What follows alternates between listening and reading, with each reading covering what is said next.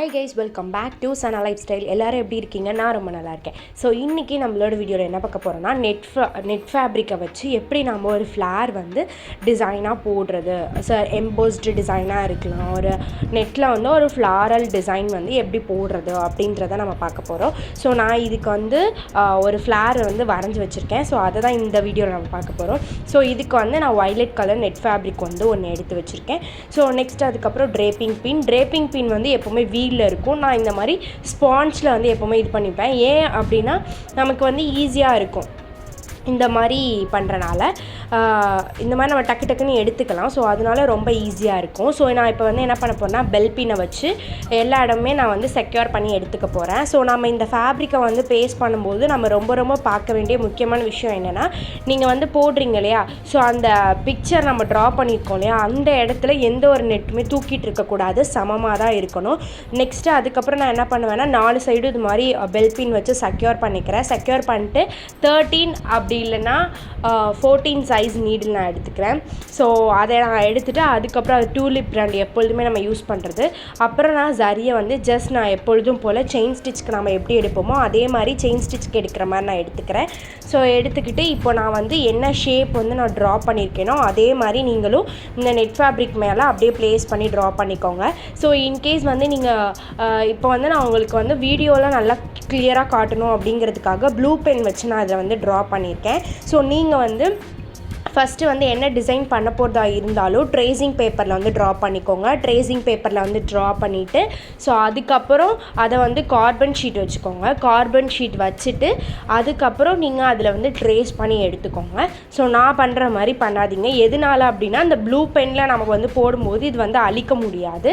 So அதுக்காக தான் நான் சொல்கிறேன். இதுலேயுமே இந்த ஃப்ளாருக்கு வந்து நடுவில் அந்த விடக்கூடிய லைன்ஸ் டிசைன்ஸ் கூட நான் அதை வந்து விட்டுருக்கேன். ஸோ எப்படின்னா ஒரு ரவுண்ட் பண்ணி முடிச்சதுக்கப்புறம் நாட் போட்டு செக்யூர் பண்ணிட்டு திருப்பி அந்த செயின் ஸ்டிச்சுக்குள்ளேருந்து ஒரு செயின் எடுத்து நான் வந்து கண்டினியூ பண்ணுறேன். எதனால அப்படின்னா அப்போ தான் நம்ம வந்து பண்ணுறப்போ அது வந்து கண்டினியூவாக தெரியும்.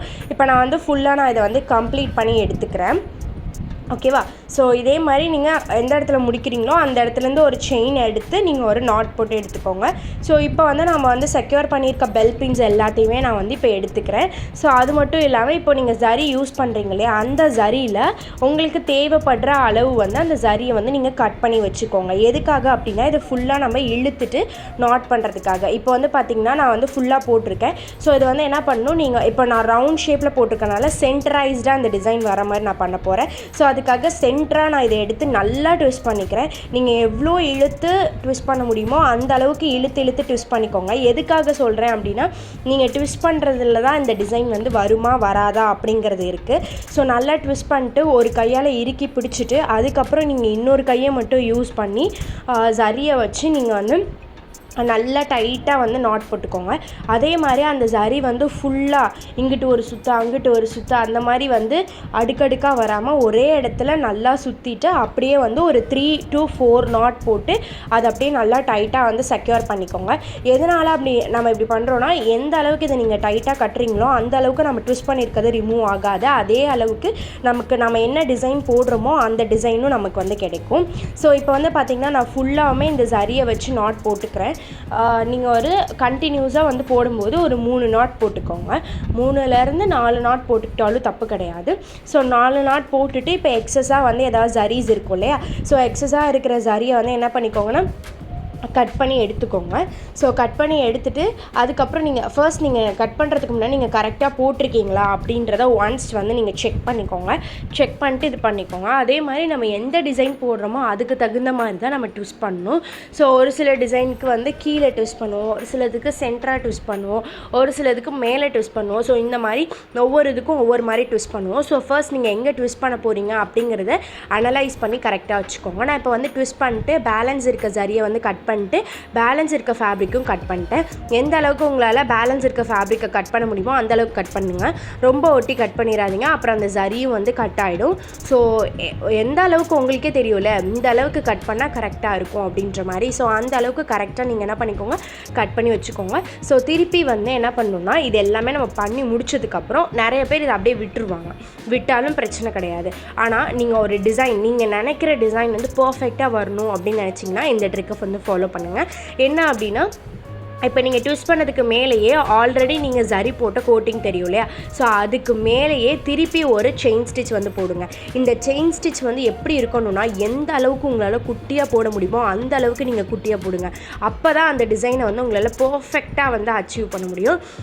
இப்போ வந்து பார்த்திங்கன்னா நான் ஃபுல்லாகவுமே வந்து போடுறேன். ஸோ ஃபுல்லாக கண்டினியூஸாக போட்டுட்ருக்கேன் பாருங்கள். சின்ன செயின் ஸ்டிச் தான் போட்டிருக்கேன். ஒவ்வொரு நடுவில் வந்து போகிற லைன்ஸுக்குமே லைன் போட்டிருக்கேன். இப்போது நீங்கள் வந்து கம்பேர் பண்ணி பாருங்கள். நான் லாஸ்ட்டாக வந்து ஆல்ரெடி போட்டதை ட்விஸ்ட் பண்ணதுக்கும் நான் வந்து இப்போ போட்டதில் நான் வந்து அதுக்கு மேலேயே ஜரி போடுறதுக்கும் உங்களுக்கே டிஃப்ரென்ஸ் தெரியும். ஸோ அது என்ன நம்ம பண்ணுறோம் அப்படிங்கிறது பார்த்தோன்னே ஒருத்தரால் தெரிஞ்சுக்க முடியும்.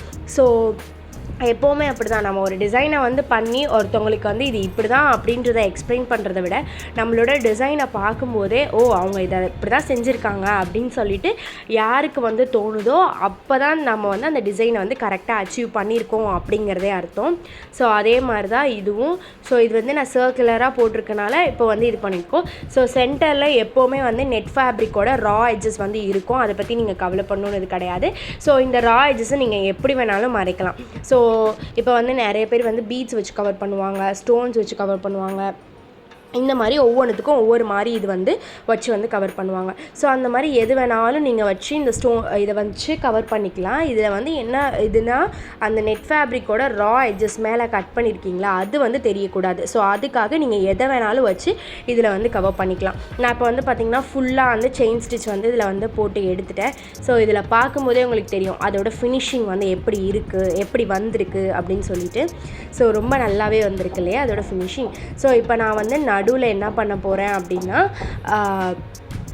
இதில் வந்து மறைக்கிறதுக்காக ஒரு ஸ்டோன் வந்து ஸ்டிக் பண்ண போகிறேன். ஸோ ஃபர்ஸ்ட் அந்த ஸ்டோனை வந்து ஸ்டிக் பண்ணுற மாதிரி அப்படின்ட்டு தான் நான் இது பண்ணேன். பட் என்ன ஆச்சு அப்படின்னா, அந்த ஸ்டோன் வந்து ஸ்டிக் பண்ணுற மாதிரி தான் ஸ்டோனு, இது வந்து ஸ்டிச் பண்ணுற ஸ்டோன் கிடையாது. சரி ஓகே நம்ம சும்மா ட்ரை பண்ணி பார்ப்போம் அப்படின்னு சொல்லிட்டு நானும் ரொம்ப ட்ரை பண்ணேன் அதை வந்து ஸ்டிச் பண்ணுறதுக்கு. பட் அதோட ஹோல்ஸ் எல்லாமே வந்து ரொம்ப குட்டி குட்டியாக மைன்யூட்டாக இருந்தனால என்னால் இது வந்து ரொம்ப ட்ரை பண்ணியுமே ஸ்டிச் பண்ண முடியல. நம்ம க்ளூ போடுறதுக்கும் ஸ்டிச் பண்ணுறதுக்கும் என்ன டிஃப்ரென்ஸ் அப்படின்னா, நம்ம ஸ்டிச் பண்ணோன்னா அந்த இடத்துல ஸ்டேபிளாக நிற்கும், நம்ம என்ன வேணாலும் பண்ணலாம். அதாவது நம்ம ஒரு நார்மல் ஆரி ப்ளவுஸை வந்து நம்ம எப்படி வந்து ஃபாலோ பண்ணுவோமோ அது மாதிரி ஃபாலோ பண்ணலாம். இப்போ வந்து நம்ம க்ளூ போட்டு பேஸ்ட் பண்ணோம் அப்படின்னா அது வந்து சீக்கிரமாக ரிமூவ் ஆகிடும்ல. ஸோ அதுக்காக நான் எப்படிலாம் இதை வந்து ஹைட் பண்ணி ஸ்டிச் பண்ண முடியுமோ அந்த அளவுக்கு நான் ஸ்டிச் பண்ணேன். ஸ்டிச் பண்ணிட்டு ஆல்டர்னேட்டிவாக நான் என்ன பண்ணேன்னா, ஒரு சில இடத்துல வந்து இப்போ நான் சொன்னேன் இல்லையா ரொம்ப ஹோல்ஸ் எல்லாம் மைன்யூட்டாக இருந்துச்சுன்னு சொல்லிட்டு, ஸோ ஓரளவுக்கு நான் அதை வந்து ஸ்டிச் பண்ணிட்டு நான் நாட் போட்டு செக்யூர் பண்ணிட்டேன். நாட் போட்டு செக்யூர் பண்ணிட்டு திருப்பி நான் என்ன பண்ணேன்னா, இதில் வந்து கொஞ்சம் கொஞ்சம் ஓப்பனிங் ஸ்பேஸ் இருக்கிறதுனால க்ளூ இருக்கு இல்லையா, ஸோ க்ளூ அப்ளை பண்ணி திருப்பி நான் அதை வந்து பேஸ்ட் பண்ண வச்சுக்கிட்டேன். ஸோ இன்கேஸ் அது க்ளூ ரிமூவ் ஆனாலுமே அது வந்து கொஞ்சம் கரெக்டாக இருக்கும் அப்படின்னு எனக்கு தோணுச்சு. ஸோ இப்போ நான் கம்ப்ளீட் பண்ணியிருக்க டிசைன்ஸை பாருங்கள். ஸோ இந்த டிசைன்ஸ் உங்களுக்கு பிடிச்சிருக்கு அப்படின்னா லைக் பண்ணுங்கள். ஸோ இன்கேஸ் உங்களுக்கு தெரிஞ்சவங்க யாராவது ஆரி கற்றுக்கணும் ஆசைப்பட்றாங்க அப்படின்னா அவங்களுக்கு என்னோடய வீடியோவை ஷேர் பண்ணுங்கள். ஸோ நான் வந்து பேசிக் ப்ளஸ் அட்வான்ஸ் கோர்ஸ் வந்து எடுத்துகிட்ருக்கோம். பேசிக் கிளாஸோட ருபீஸ் வந்து 250 rupees, அட்வான்ஸ் கிளாஸோட ருபீஸ் வந்து 550 rupees. தேங்க்யூ ஃபார் வாட்சிங்.